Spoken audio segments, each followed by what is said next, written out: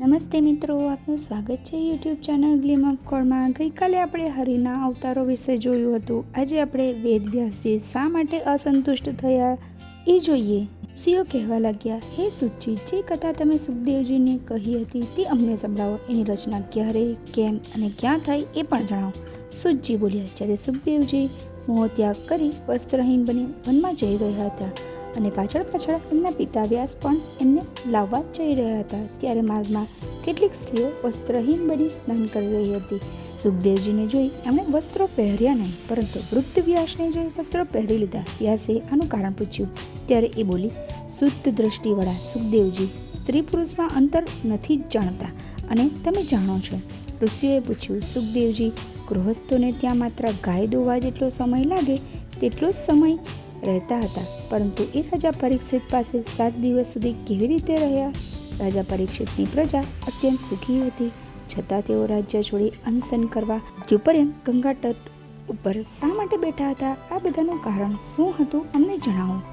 સુતજી બોલ્યા, દ્વાપર યુગમાં સત્યવતીથી પારાશર મુનિના પુત્ર હરિના અંશાવતાર વેદવ્યાસ પેદા થયા। તે ભૂત ભવિષ્ય જાણનારા હતા। એકવાર બદ્રિકાશ્રમમાં એમણે સંસારના કલ્યાણ માટે વિચાર કર્યો। એમણે વેદોના ઋગ્વેદ, સામવેદ, યજુર્વેદ અને અથર્વવેદ એમ 4 ભાગ કર્યા। મનુષ્યો વેદના જ્ઞાન કે તાત્પર્યને સમજી શકશે નહીં તેમ જાણી તેમણે 17 પુરાણોની રચના કરી। ઇતિહાસ અને પુરાણોને 5મો વેદ માન્યો। સ્ત્રી, શૂદ્ર તથા જાતિચ્યુત દ્વિજ વેદ અભ્યાસ શ્રવણના અધિકારી નથી, એટલે એમના કલ્યાણ માટે એમણે મહાભારત રચ્યું। આમ છતાં પણ વ્યાસજીને શાંતિ મળી નહીં। તે પોતાને અપૂર્ણ માની ઉદાસ મને બેઠા હતા। ત્યારે એ જ વખતે ત્યાં દેવર્ષિ નારદજીનું આગમન થયું। એમણે નારદજીની યથાવિધિ પૂજા કરી અને એમને સુંદર આસન પર બેસાડ્યા। નારદજીએ પૂછ્યું, હે મહાભાગ વ્યાસજી, તમે શરીર અને મનથી અસંતુષ્ટ છો। તમે વેદોના વિભાગ તથા મહાભારતનું નિર્માણ કર્યું છે, છતાં દુઃખી કેમ છો? વ્યાસજી કહેવા લાગ્યા, હે નારદ, તમે તો સર્વજ્ઞ છો, આટલું બધું કરવા છતાં પણ મારા મનને સંતોષ નથી। એનું કારણ શું છે એ તમને જ પૂછું છું। નારદે કહ્યું, હે મુનીશ્વર, આપે મહાભારતના ગ્રંથનું નિર્માણ કર્યું, બ્રહ્મસૂત્રમાં વેદાંતની ચર્ચા કરી, પુરાણોમાં વર્ણાશ્રમ ધર્મનું વર્ણન કર્યું, પરંતુ ધર્મ, જ્ઞાન અને યોગના આધાર એવા શ્રી કૃષ્ણની કથા આપે પ્રેમપૂર્વક વર્ણવી નથી। તમે કોઈ પણ ગ્રંથમાં ભગવાનના નિર્મળ યશનું વર્ણન નથી કર્યું।